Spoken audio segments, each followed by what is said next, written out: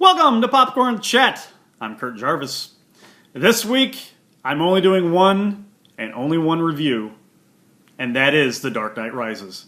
You know me, I'm a superhero movie geek. Yes, I'm one of those guys. Yes, I'll wear shirts like this all day long. I'll talk about comic books. I'll talk about other stuff that nobody finds interesting other than other comic book lovers. And we'll gather and we'll talk and talk and talk and talk and talk. So that's what we do. So yes, this is exciting.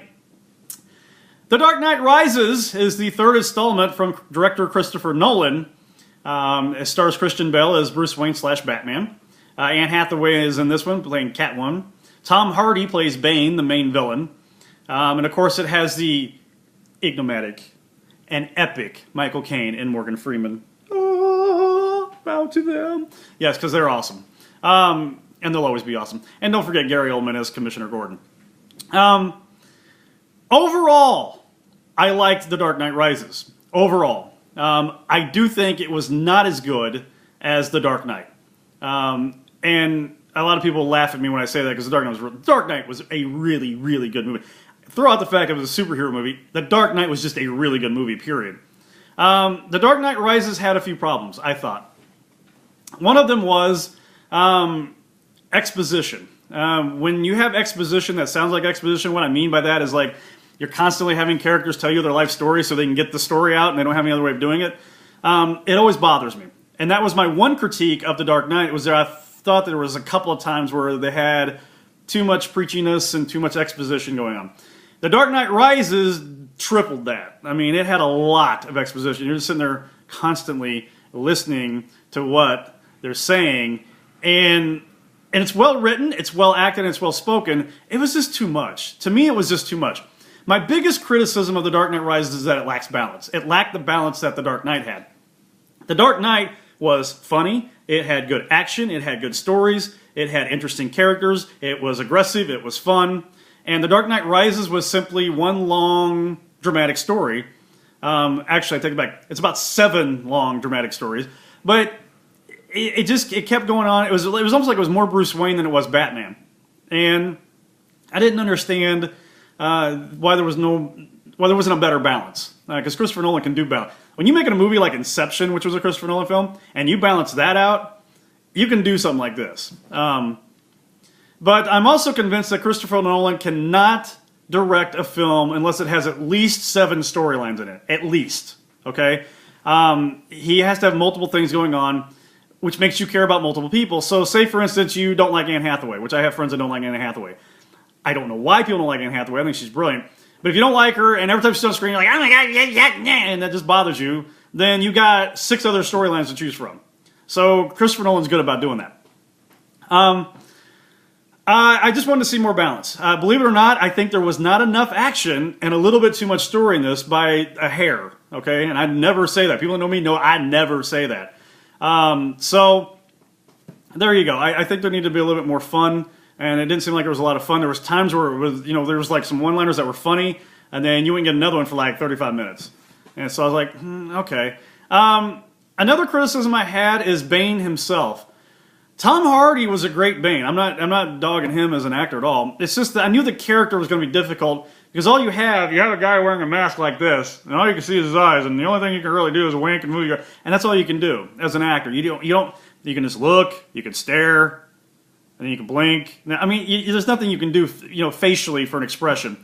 But I think they counterbalance that with a deeper voice, sort of electronic voice.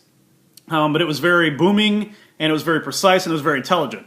So I think that helped get his character out there. So kudos to that. But it did bother me a little bit. My biggest criticism that bothered me was that one of the reasons why Batman works so well with a lot of fans is because it's really an ordinary man who figures out how to get through extraordinary situations. And when he goes to fight Bane the first time, and you realize that it's mano a mano, they're just duking it out. They're literally, it's like a boxing match. It's like you're in a cage match, okay? And he realizes that the guy is way stronger than him. He continues to just try to beat him up, and I don't understand that. Batman wouldn't do that. Batman would figure out another way to use his brain and capture Bane somehow. And what I thought was going to happen was they're going to slug it out, Batman realizes, oh my god, this guy's stronger than me. And then he figures out a way to capture him. And then I thought what would be really cool is have Bane figure out a way to get out of whatever Batman put him in. Now you got the ultimate cat and mouse game where you got two guys, one's a little bit smarter, the other one's a little bit brawnier, but now you got it, but you know that they respect each other on each level. And I thought that's where they were going, and they didn't do that. It was strictly a brutalization of two people just boxing each other. And I wanted to see a little bit more between that. Even when he went back and got his revenge, I mean, here you have Bane strong enough to hit a cement pillar, and Batman still just wants to go toe-to-toe with him. I just don't think Batman would do that. That's to me, that was about the only real problem with it. That and how they killed Bane, I dang near missed it. I'm thinking he's not dead. I don't know how you can have a man that strong and all of a sudden a cannon kills him. Poof, there, he's dead. Okay, that was very anticlimactic. But, you know, whatever. Again, these criticisms are for a filmmaker up here, okay? So the criticisms are up here. If it was down here, the film would have just sucked. So luckily the film didn't suck. It was up here because it was still a good film. It was still a really good movie. There was just little things like that bothered me, and there was a lot of them. I like the fact they're setting up for another Batman and Robin movie. Because, you know, Jordan, at the end of it, you know, Joseph Gordon-Levitt is going up to the new Batcave or whatever, and they're going to kind of get rid of the Bruce Wayne character and just focus on Batman and Robin, which I think would be great. I think he's going to make an excellent Robin if he continues down that path. Of course, it'll be a new director, but that's okay. I think they owe the Batman and Robin fans a new Robin because the last one sucked. I mean, all credit to George Clooney and Chris O'Donnell. They did what they could with that script. It was terrible. But the only thing anybody remembers of the last Batman and Robin movie was the fact that they wore codpieces. And when you're focusing on that and nothing else, it's not a good movie. All right? Two more things I want to talk about quickly. A, I think that Christopher Nolan, his Batman trilogy, is just below. Actually, I think it's probably about third on this list. If you talk about trilogies, and I'm keeping things like Harry Potter out of this because it's more like, you know, 3 trilogies. Okay? If you're just talking straight trilogies by the same director, I got it behind Lord of the Rings, which I have Lord of the Rings behind Star Wars. I have Star Wars, Lord of the Rings, and the Batman trilogy. That's where I would put it. And of course, actually, I take that back. I would actually put this one behind the Godfather trilogy too, because I think the Godfather trilogy is better. So if you want stuff that is, you know, all done by one director, 3 movies, boom, boom, boom, there you go. That's my opinion about where it falls. Also, the other thing I want to talk about is I think Batman: The Dark Knight Rises, and I joked afterwards that I don't think it actually rose. I think it just kind of stood up. But I think it finished second in the superhero movie slugfest of the summer. You know, you had the Avengers, you had Spider-Man, and now you had The Dark Knight. I think the Avengers was by far the best superhero movie of the summer. And I'm not a Marvel fan. Okay, I'm really not a Marvel fan. So for me to say that over a DC comic is a big deal. I think Batman's number 2, and I think Spider-Man's number 3. And the only reason I think Spider-Man is number 3 is because it was all new. It was a new story. It was a new storyline. It was new characters. It was a new Spider-Man. So they were feeling their way out a little bit, whereas this one was more, The Dark Knight Rises was more formulated. They knew what they were doing with it. So there's my 3 cents on a lot of different things. Feel free to comment. Feel free to hit me back. Feel free to throw something at the screen, whatever you want to do. I also have 2 DVD choices. Both of them are a far departure from superhero movies. The first one is Friends with Kids. You might remember back in about February or Marchish when that movie came out, I said that it was the best movie of the year. And at that time it was. And I also said, but it's early. And yes, it was early. So it's no longer the best movie of the year by far. But it's a great little comedy / drama. It's just a really good life film. It's got a bunch of no-names in it. I mean, Kristen Wiig's in it. John Hamm's in it. Those are names you probably know.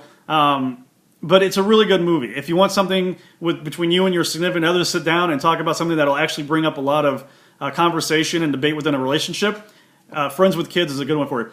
The second one is Salmon Fishing in the Yemen, starring Ewan McGregor and Emily Blunt. Really charming little film. Charming is the best way to describe it, where you have a guy who's trying to figure out how to create salmon fishing in the middle of Yemen, which is a desert, okay? And how to make that work. Because, you know, a really rich, person in Yemen thinks that he needs to have this so he doesn't have to keep traveling all over the world to go salmon fishing. It's really funny, really charming, and really worth your time. That is all I have this week. come back at the next time, and I'm going to be discussing... I'm probably going to do a rundown of these summer films that we've had and kind of rank them and see where they're at, which, by the way, for all you G.I. Joe fans, it's not looking good. They're not even coming out this summer. They pushed it back to January. That's a bad, bad sign. Just throwing that out there. All right, I'll see you next time. If I don't, see you at the movies.